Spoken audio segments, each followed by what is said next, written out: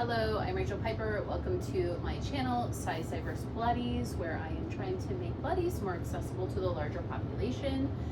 Today, I'm going to go over the rows, and specifically the back rows, but also rows 5 and 6, where we're going to be talking about straight leg versus cross leg. And it's just really important that we chat about this because these exercises are not always very accessible and require a lot of variation or modification for the legs, because the legs don't typically fit in between the shoulder blocks for most reformers. I'll just say I haven't been on one where it actually fits comfortably for the majority of the larger size population. So having said that, I'm going to show you what it looks like for somebody who is in a larger body. Myself, I carry my weight in my middle and especially my lower middle section. So I have light clothes on. You can really see it against the black and the white background. And where I have to be on my reformer if I don't use a really cool variation that I like to do with the magic circle. Now, if you have a classical reformer that doesn't have a tower and you can't remove the shoulder blocks, or if you have the tower variation where the shoulder blocks still stay and you flip it over, if you can't take the shoulder blocks off, this variation will not work for you. I'm sorry about that, because it's actually really gets down to the muscle groups and the details we want to see in rows 1 and 2. So if you have the opportunity to take some shoulder blocks off and give this a try, I highly recommend it. So you kind of know what you're missing if you're somebody who has to cross the legs, or you know what your larger clients might be missing in their practice. So I just want to say rows 1 and 2 the connections are very similar to short box, round and flat back. And I love the short box so much. If you know me, I call it the everything series. It literally has everything. It has all the body shapes, like every single one. And it really calls a lot of muscles that we need in all of the other exercises. And it's nice to, I think one of the reasons that usually, at least in classical work, we learn the rows later is because the ideas in short box come first, and then we can apply it here where we don't have a strap around the feet. So that's just my little thing. Like, if you don't love short box, you need to get on the bandwagon, because it really has all of the little tiny details you need for some of the higher level exercises. Okay, so here's what we're gonna do. Row 1 and row 2, I'm gonna show you what it's like and what it feels like when I have to cross my legs versus where I am with straight legs in between. And then I'm gonna show you the variations where I take off the shoulder blocks and use magic circles. And then also we'll go to options for row 5 and 6, where again, the legs have to be crossed. And I'll talk a little bit about that. So let's get started. I have one medium spring on. So since my legs can't fit, and we're supposed to have a hand width behind us. We want to have a hand width behind us because we are rolling back, and your sacrum is about as high as your hand is tall, like this way. So always having like a hand's width is good. That way you have a place for your sacrum to roll. If you understand the connections, you might be able to roll back and understand that connection without having something back there, but always good to have that. So as I come to a place where I'm supposed to be, my legs are not going to fit. They're just not going to fit here. So the option is, or the modification is to cross the legs here. And when you do this, there's almost, in some cases, for some people, it's almost just a little bit too much. So then you're like, well, I don't really know what to do with my legs.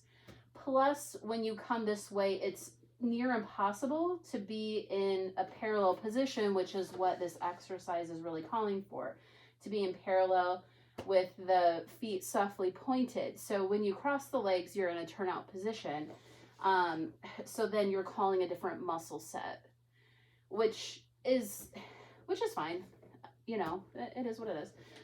But then you also have to remember, if you're a person who has to cross their legs, to cross the other way as well. Otherwise, you're going to be working that same leg and the same muscles over and over again on the same side for this exercise. I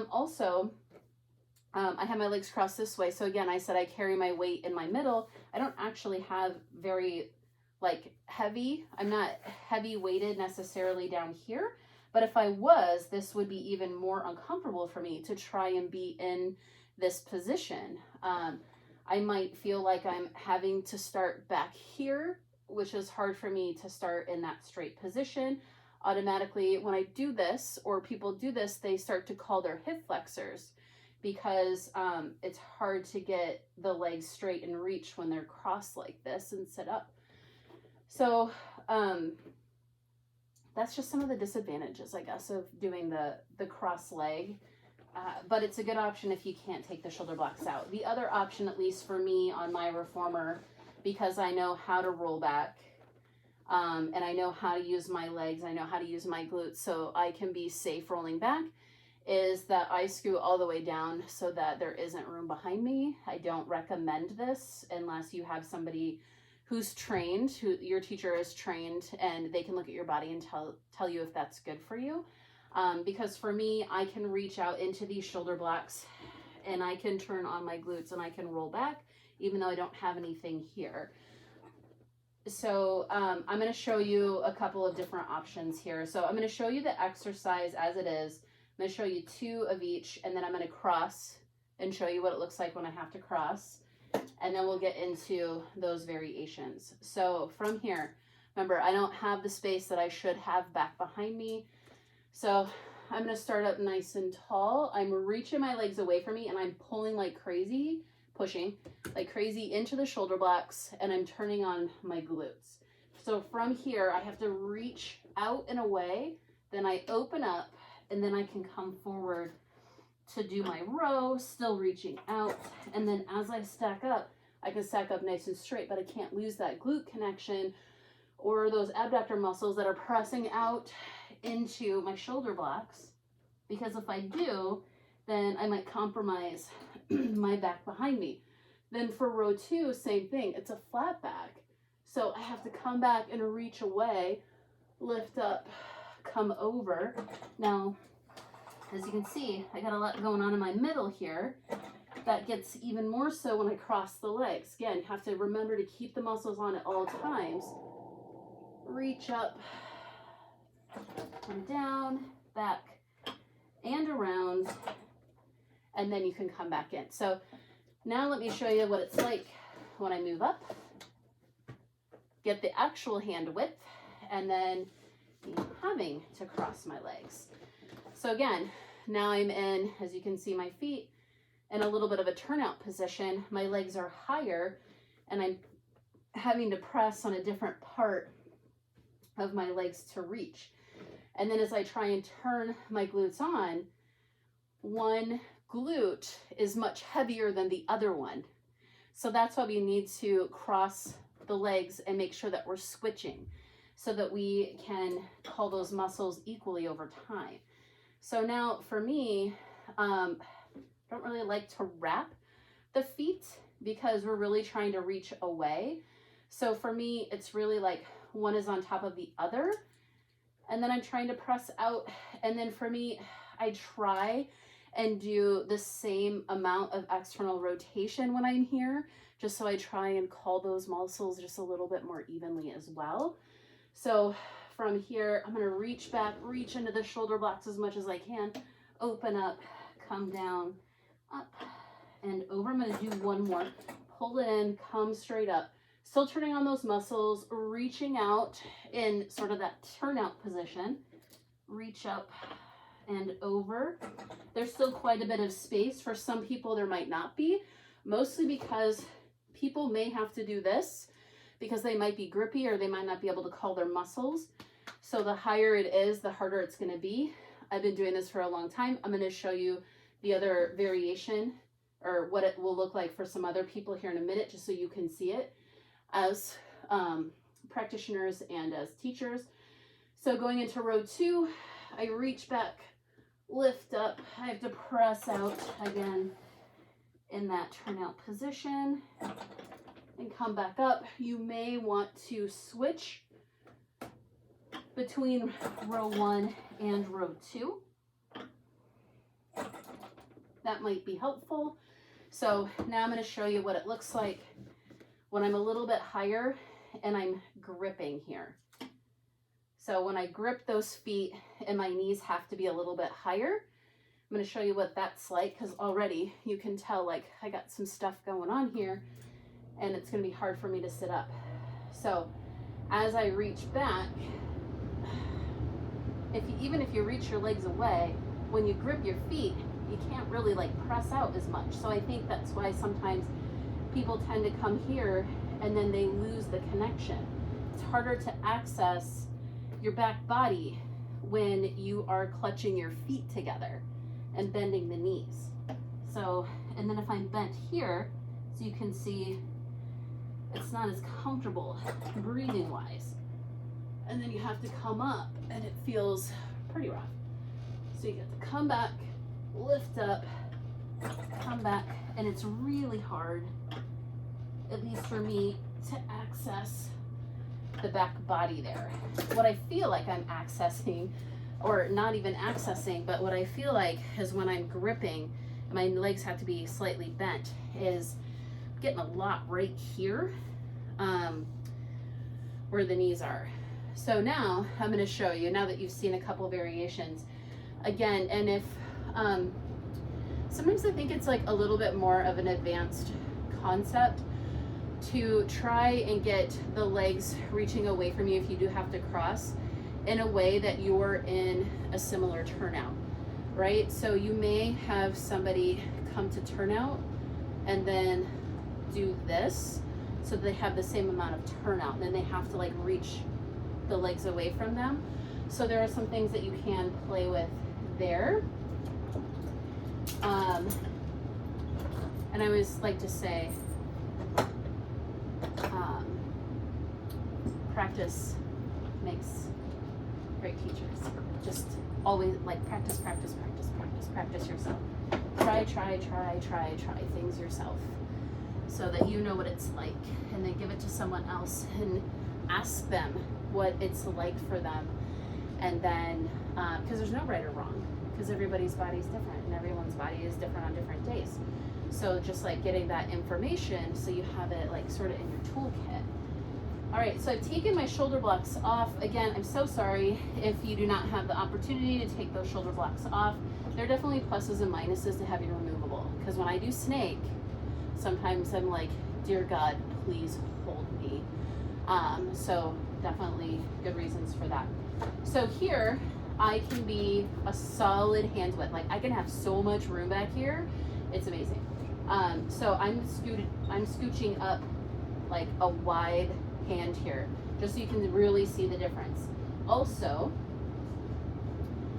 so I have the two different magic circles. The wide magic circle is going to be super wide, might feel a little bit more like short box, like lift up, press out short box. And then the smaller one is going to be about the same width, at least on mine, as where the shoulder blocks are. However, you get to put it lower and you get to call your muscles a little bit different. So both of them are very, very interesting to play with. So as we're here, I'm gonna reach out, so I get that soft point. I'm reaching through my arches, soft bend in the knee if you tend to hyperextend, and then you're really pressing out like crazy, then you need to call your back body, okay? And also, my straps, you'll see they're gonna hit my toes a little bit. That's okay. If you have the risers, then you're probably gonna be all set. It's fine, it doesn't hurt or anything like that. So you get to sit like super tall here, you get to press out into that magic circle, and then ooh, I can go down pretty darn far and reach out, my foot caught, then come forward, reach out into that magic circle, come forward, and then I get to stretch tall. So call that back body, turn on those glutes, roll yourself back, open up, reach forward, bring the arms around, and then we can go into 90. Same exact thing here. Reach out into that magic circle, reach yourself back, lift up, press out. This is your flat back with some fancy arms. Short box, flat back, fancy arms. No lie. Reach it up, take it back, lift up, come forward, come down. Make sure your feet are still in parallel. Mine like to turn in a little bit, and come up. Now here's what you might see, because I just did it. Somebody who rolls their feet in might roll their feet in. So when they come up and over, have them pause, check their feet, straighten the feet to continue. The other thing that might happen is somebody who struggles with roll down or neck pull, because guess what, that's short box, round and flat as well. If they are leg lifters, they lift their legs when they're trying to come up. That may happen here, so you're going to want to decrease the range. So, and I have a pretty good roll up and neck pull. I'm not trying to, like, you know, be all cool and stuff like that. But I mean, it is interesting to roll back here. If somebody comes here, they're splitting their arms, their legs might lift a little bit. So just know that you're asking them to press down and reach the feet away as they come up. But you might find it more with flat back, because people might want to go all the way back because, you know, they're being able to access something they've never been able to before. So as they come back, they might want to come here and the legs might want to lift. They need to press down, turn on the glutes, press out into that magic circle to come up and over. Now I'm going to show you what it's like with the smaller magic circle. So larger magic circle, it can go farther down the legs. It's going to be accessible for most people who have larger lower leg. It really is. There's a good amount of space there. You don't have to put it way up here. You can put it down here. You're just going to ask them to really press out and call their back body muscles. For that, the smaller magic circle may not fit all legs.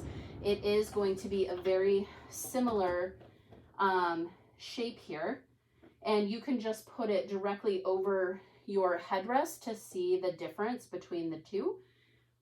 But this one's going to give you the closest option of having the shoulder blocks in, but allowing you to be a little bit more forward so you can have your hand back here.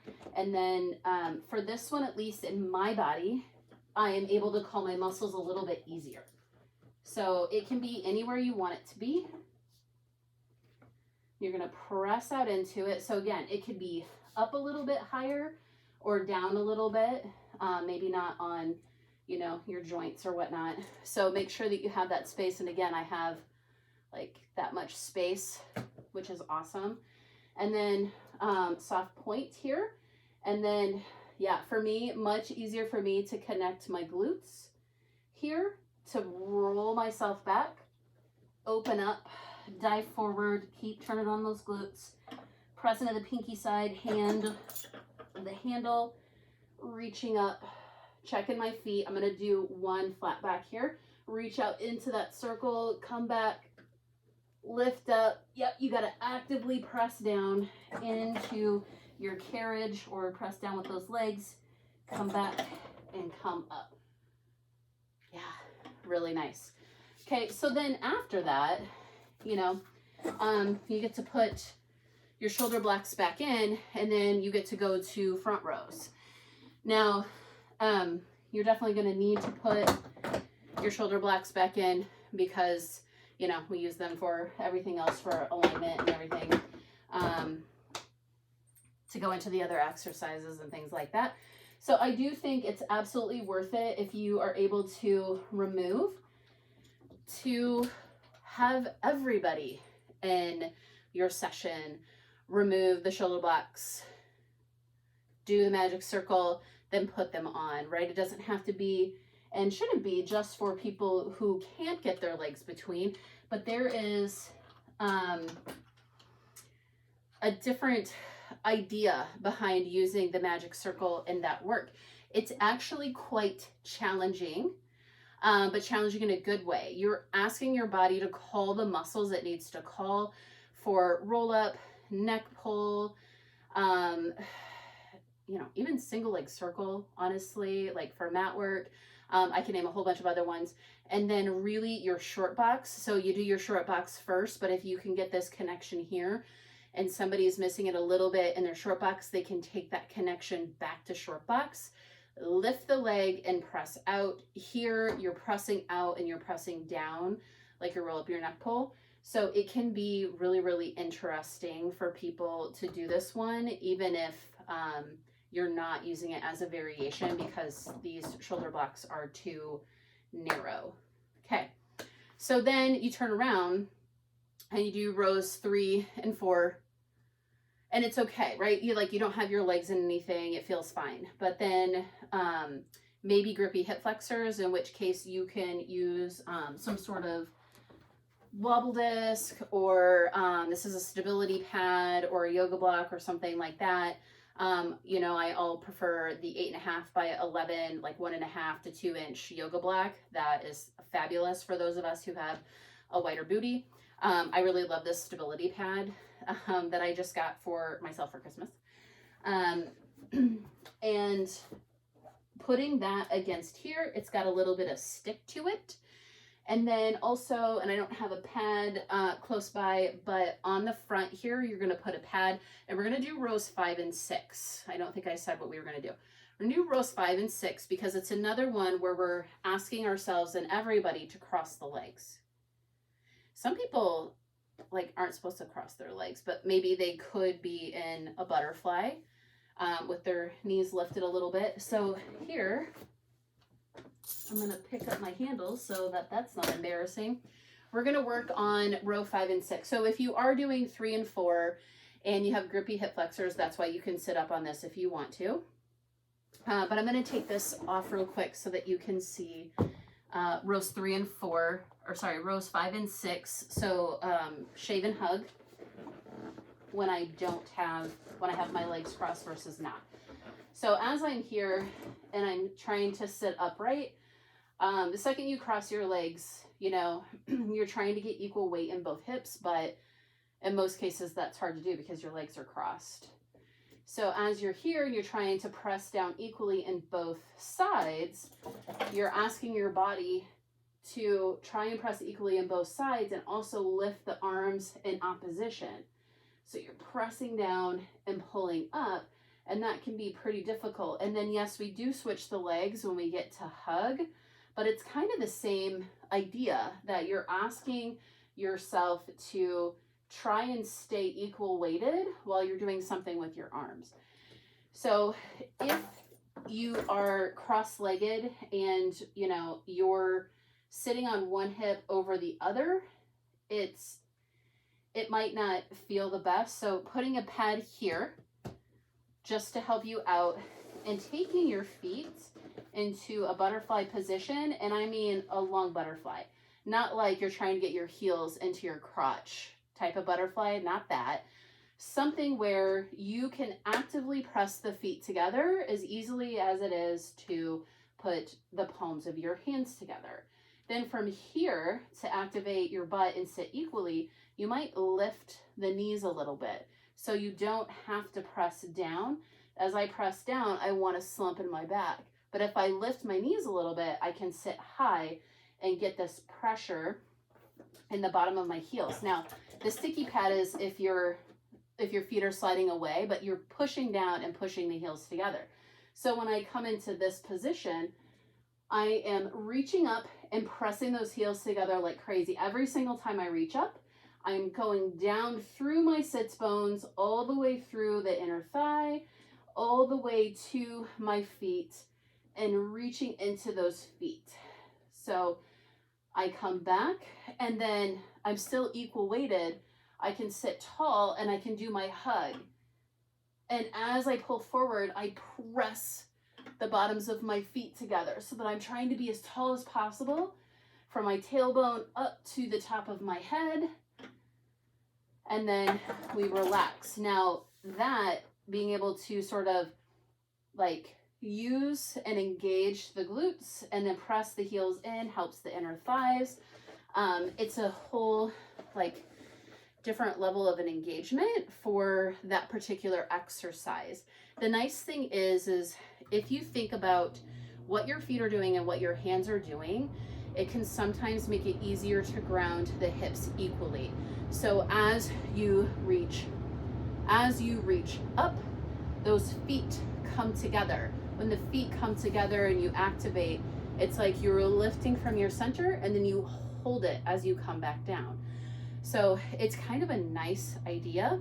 Now, if you feel something in your hip flexors, like after doing those, you can sit up on something. I will tell you that sitting on top of the stability pad, because it's got a little to it. Also, sitting up on an air disc is a whole nother challenge level. You could easily go side to side. It will tell you, and it might be good to do it with weights instead of on a moving carriage, but it will tell you where you tend to go when you lift your arms up. And if you don't know what the wobble pad is, it's basically it's like a disc with air in it, and when you sit on it, if you're not equal weighted in your sits bone, the air moves. So I highly recommend trying that, like the shave and the hug, or rows 5 and 6 on top of it, like maybe on the floor with the feet together, because it will tell you as you go up where you're pushing more. You're pushing more into the right leg, you might go one way more than the other if you're pushing more into the left. So super interesting, but I'm a total nerd and I'm cool with that because I am the scientist by day. So let's put this on here. I like this because it's a little sticky, and which I think I already said. I'm gonna sit up on it, and it has a little bit of wobble to it. And whenever I sit up on something, I move a little flesh. That way I can find my sits bones a little bit easier. And then from here, I'm gonna bring my heels to the end of the carriage, and I'm gonna have to lift these just a little bit higher. Okay, if you don't have the ankle flexion for this, you may be able to just put the insides of the feet together and think about the ball joint of your big toe and your heel being together, and then eventually, you know, as you work towards sealing the feet together, that's totally fine. So here I'm up, but I'm sort of on this sort of wobble pad here. It's going to be a little bit harder for me to sit straight even though I'm higher. Press the feet together and reach back. Inhale and exhale.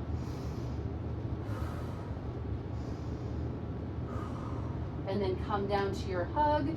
Really press through those feet, reach the knees high as you bring the arms together. So I'm gonna do one more.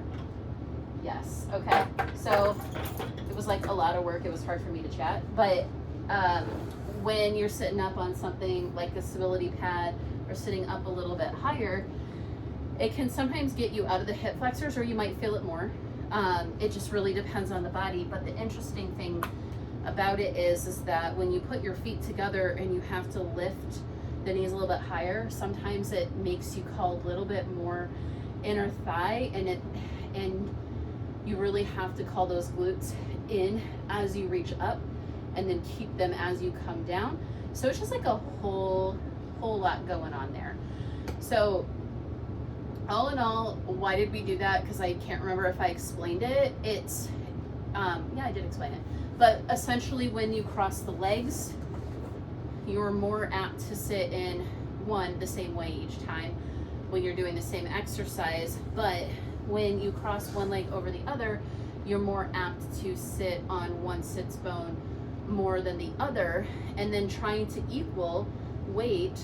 So if I'm like here, I'm seated in this sit bone, but I look straight up. The second I try and come over to my other one, this hip flexor's not happy. And also I feel like I have to lift this knee a little bit. And that's something that happens too as we go up and try and come back down. Sometimes the knees lift and lower.